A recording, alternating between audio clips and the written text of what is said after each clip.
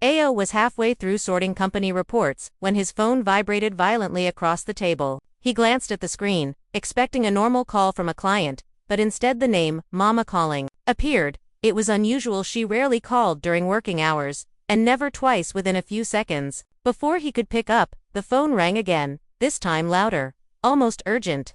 As if the phone itself was panicking, he finally answered. Hello, Mama. Are you okay? But the voice that replied made his chest tighten instantly. His mother spoke in a trembling whisper, her breath shaky, as if she had been crying or hiding from someone. Ao, you must come home. Today, not tomorrow, not weekend, today. Ao's heart dropped. Mama, what happened? Are you sick? Is Baba okay? She didn't respond directly, only repeated the same sentence, but softer and more fearful. Just come home, my son. Immediately, before it becomes too late. Then she hung up. Ao froze. His home village was 5 hours away by bus. Something serious must have happened. His mind raced through possibilities. Was someone injured? Did something happen to Femi? Was there trouble in the family? But the worst thought flashed in his mind like lightning. Did someone die? He tried calling her back, at least 5 times, but she didn't answer. He tried his father. No response. He tried his younger brother Femi, but the call went straight to voicemail. A slow, unsettling dread started blooming inside his chest. The office suddenly felt too quiet, too cold, too distant. He couldn't sit still. He shut down his computer, grabbed his jacket, and rushed outside. Even while walking toward the bus station, he kept trying their numbers, but none of them picked up. Not one. During the long bus ride, the sky outside darkened early, clouds thick and heavy like a warning. Every bump on the road made Ao more anxious. He replayed his mother's trembling voice in his head again and again. There was fear in her tone, but also something else. Something she was hiding. Something she didn't dare speak aloud. As the bus traveled deeper into the countryside, Ao noticed a strange heaviness in the air, as if the universe itself knew he was heading toward something painful. He kept recalling her exact words. Come home before it becomes too late.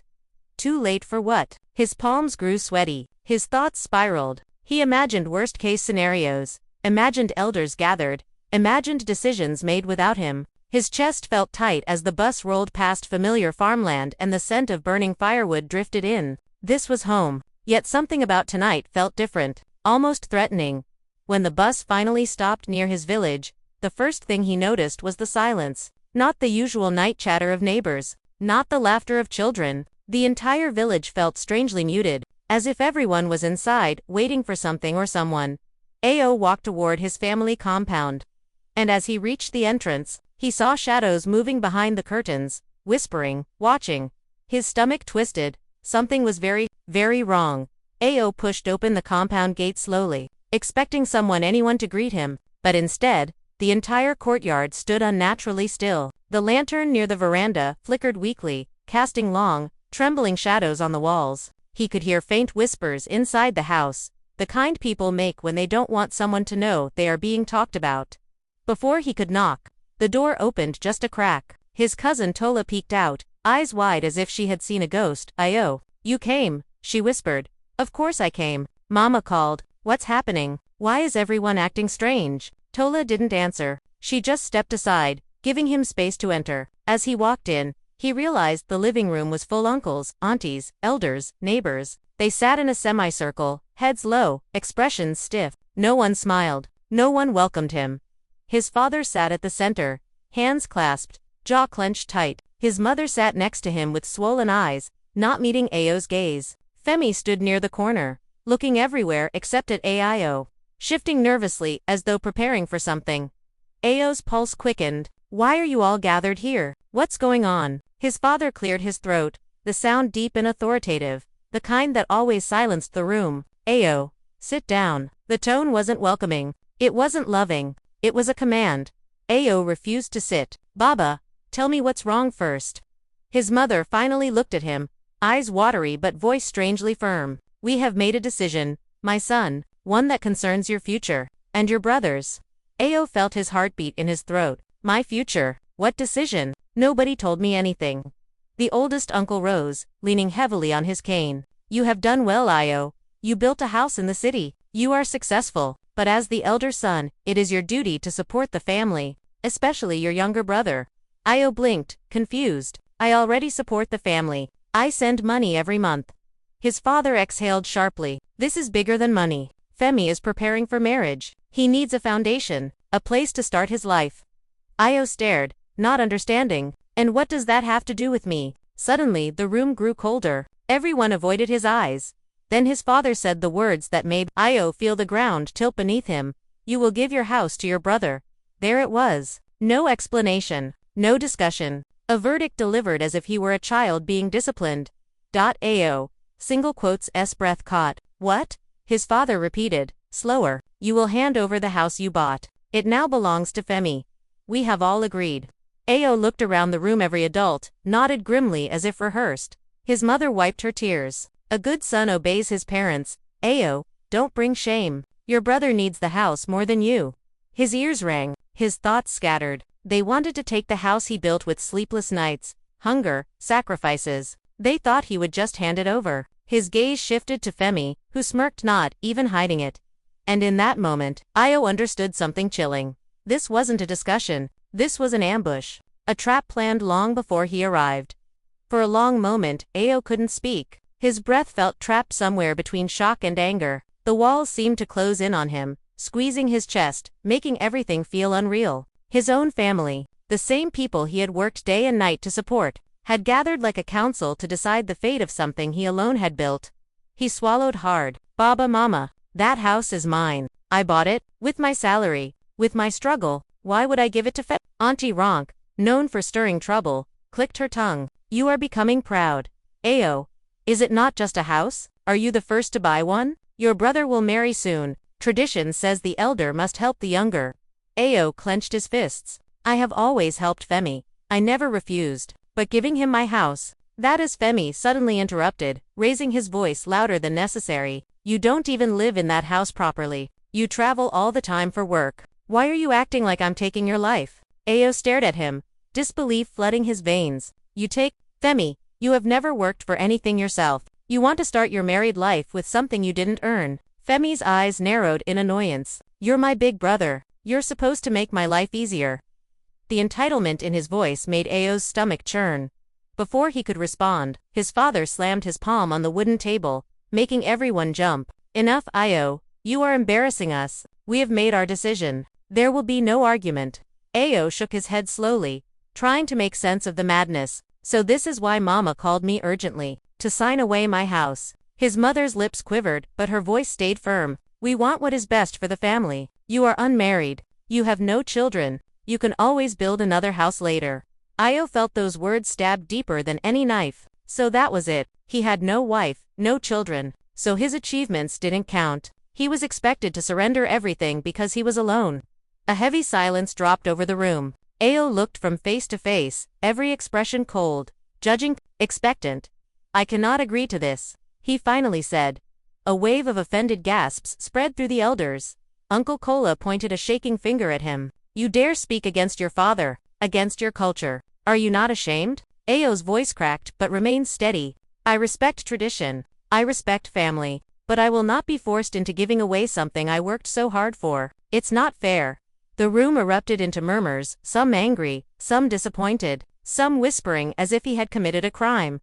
Then came the worst blow. His father stood, walked toward him, and said coldly, if you refuse, Ao, then from today, you are no longer part of this family. Ao staggered backward as though slapped. He stared at his father in disbelief. You would disown me, because I will not give away my house. His father didn't blink. Yes. Femi folded his arms smugly. Elders nodded approvingly. His mother turned her face away. Ao's heart cracked wide open. He realized then that the decision had not been made today. It had been decided long ago. This meeting wasn't about tradition, it was about using him. Something inside him broke and hardened. Without another word, he turned, walked out of the room, and stepped into the cold night, his future suddenly uncertain, and his trust shattered into pieces. The cold night air hit Io like a slap, but it felt cleaner, freer, more honest than the suffocating room he had just escaped. He walked out of the compound gate without looking back, though every part of him ached to scream, to ask why his own blood could betray him so cruelly. The moon hung low above the village, pale and distant, like a silent witness to his humiliation. He kept walking until he reached the old footpath leading toward the farmland. Only there did he finally stop, bracing his hands against his knees, breathing hard as if he had been running. His mind replayed every word, every cold stare, every forced nod from the elders. The betrayal burned deep in his chest, but beneath that pain, something darker began to grow, something sharper. He pulled out his phone and tried calling a friend, but the signal was weak. When he finally reached the main road, he found a small patch of network and dialed his mother again. She didn't answer. He called his father, ejected. Called Femi, switched off. They had cut him out completely. A bitter laugh escaped his lips. So that's how little I mean to them, he whispered to the wind. Just then, footsteps approached behind him. Ao spun around, ready to walk away if it was another family member trying to drag him back. But it wasn't. It was Tola, his cousin, slightly out of breath, clutching something tightly in her hand. Ao, she said softly, please don't leave like this. He folded his arms. Did you expect me to stay and hand over everything they asked? Tola shook her head quickly. No. I don't agree with what they're doing. That's why I followed you. Ao frowned. Why? What can you do? Everyone else has already decided. Tola hesitated, then extended her hand. I didn't want you to face them blindly. Someone had to warn you. She placed a crumpled brown envelope in his palm. Ao stared at it. What is this? Just open it, but not here. Not in the village. Her voice trembled, her eyes darting around nervously.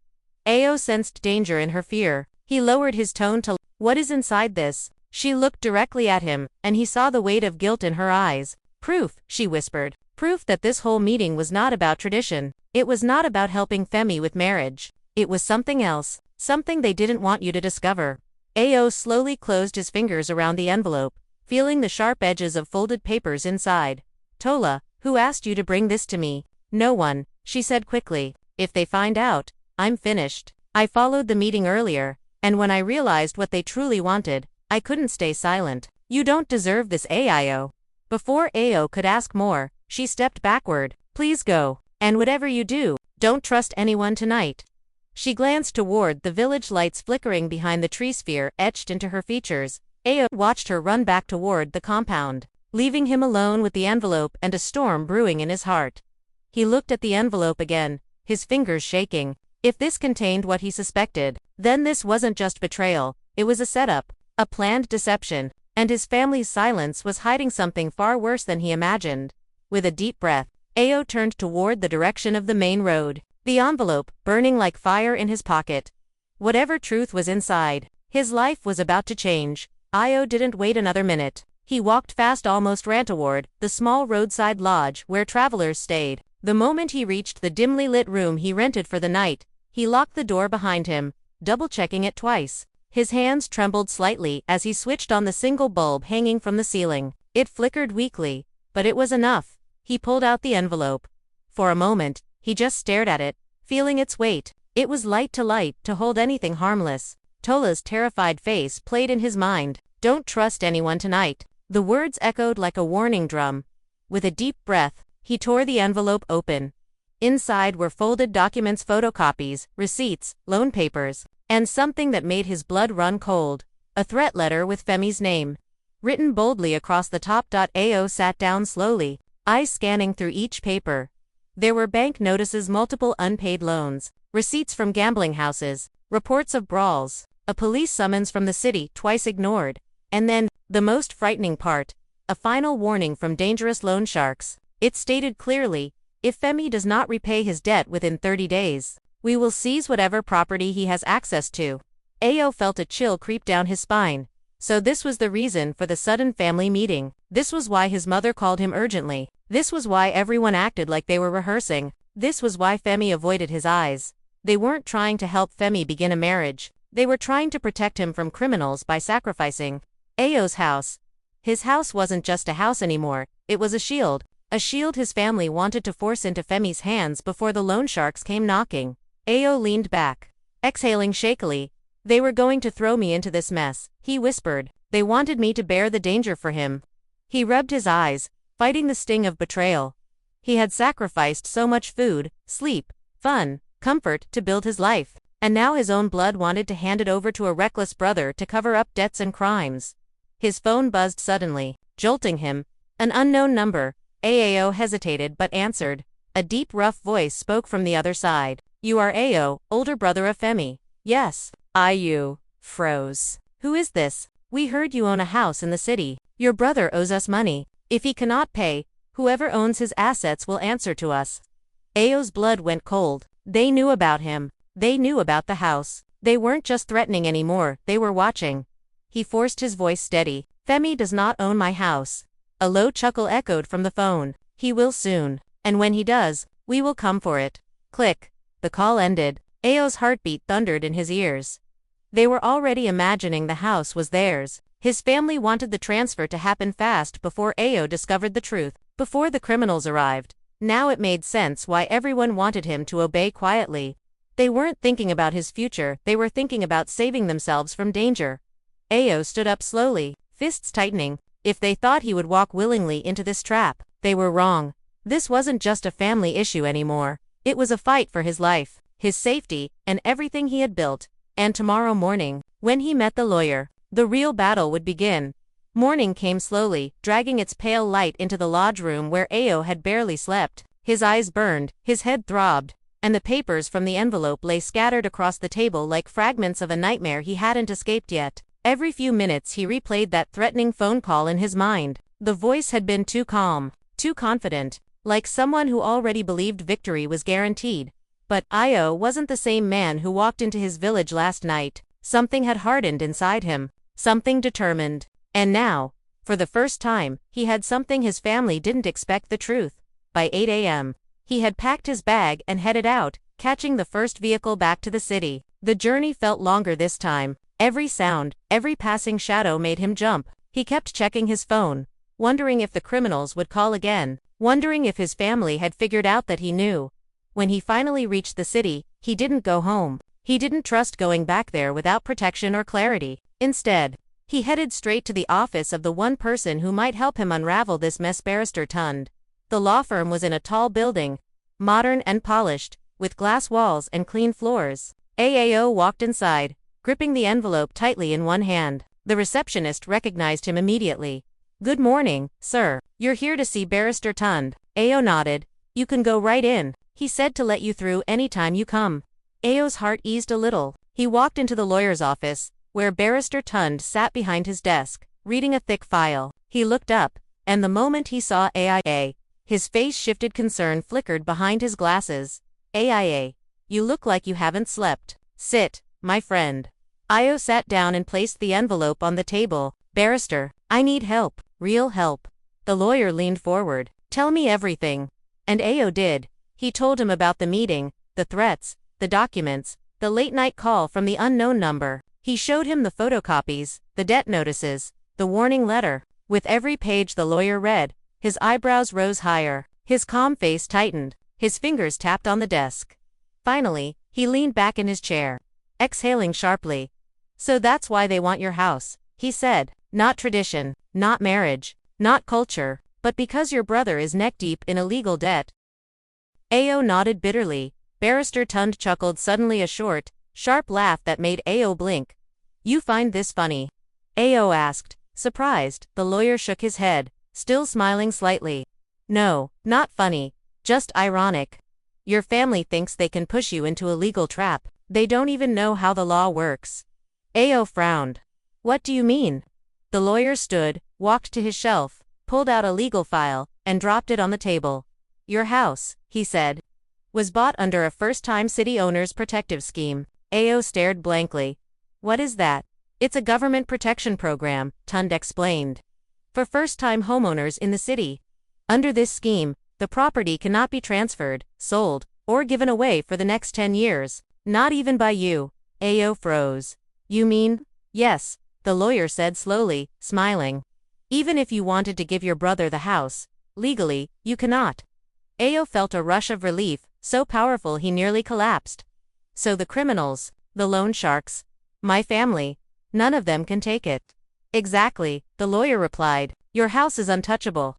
Ao closed his eyes, a breath of gratitude escaping. But, the lawyer added, leaning closer, his voice deeper, this isn't over. They will push harder when they realize you are resisting. They will pressure you, manipulate you, threaten you, especially if the criminals keep coming. Ao opened his eyes. So what do I do now? Barrister Tund smiled this time, not in amusement, but in determination. We fight back, legally, properly, and this time, he put a hand on Ao's shoulder. You won't face them alone.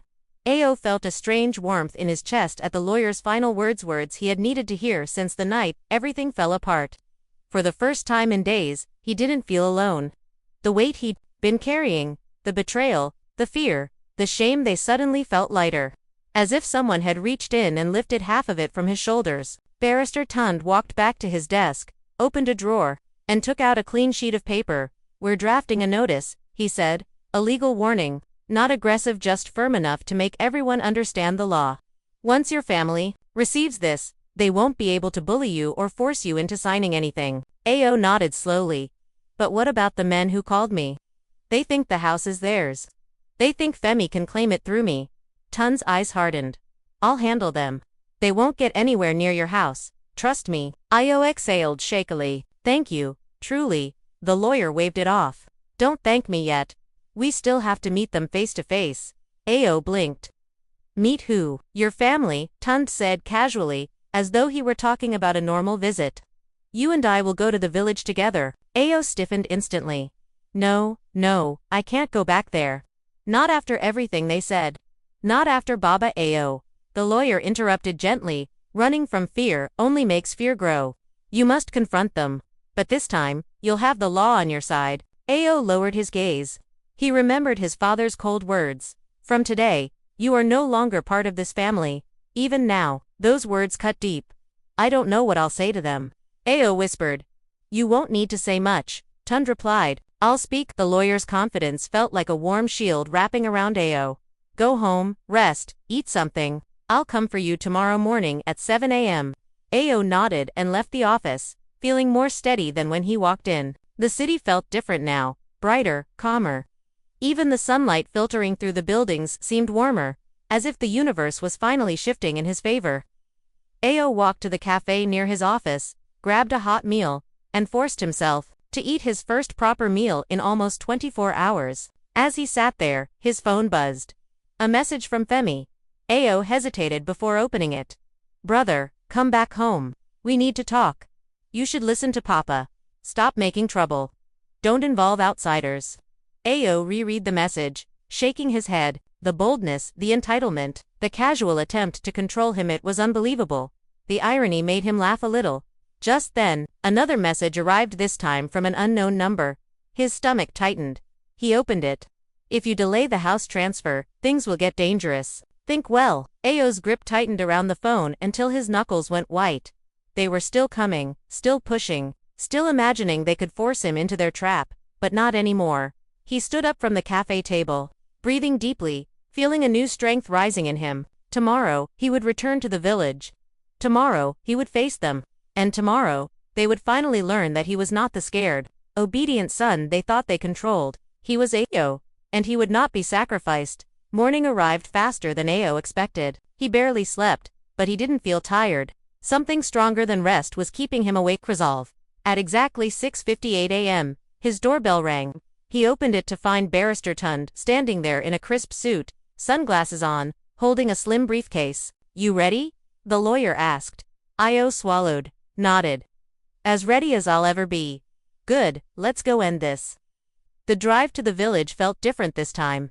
The road seemed shorter, the trees less intimidating, the silence less heavy. Ao kept replaying the threats in his head, but every time fear crept in.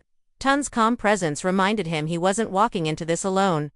When they finally approached the village, a few people spotted the car and immediately began whispering. Word traveled fast. By the time they reached the family compound, almost a dozen villagers had gathered nearby, pretending to sweep floors or carry water, but really watching the unfamiliar, confident man in a suit step out beside Ao. Ao noticed his father standing in the courtyard, arms folded, expressions. His mother hovered behind him, anxious. Femi leaned against a pillar, looking irritated and restless, as if waiting for a trophy that had been delayed.